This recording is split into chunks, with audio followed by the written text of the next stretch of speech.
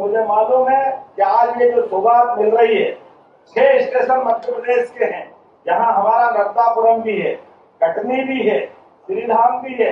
आपने श्रीधाम ट्रेन चलाई, इसके बाद अपना शाजापुर है, लगातार 6 अलग अलग स्थान, ओरछा भी है, राजा राम की नगरी, और ये स्वयं अपना नर्मदापुरम है, सिवनी भी जोड़ा गया।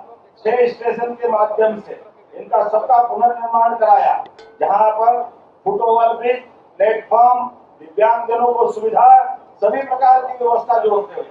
और आज प्रधानमंत्री राजस्थान में बीकानेर से 103 पुनर्विकसित स्टेशनों का लोकार्पण कर रहे हैं। जोरदार अभिनंदन करें प्रधानमंत्री का, जिनके कारण से सभी रेल परियोजनाओं पे आज की स्थिति में लगभग 1 लाख करोड़ के अलग अलग काम चल रहे हैं, जिनके लिए अलग प्रकार से विकास का एक नया कीर्तिमान बनेगा।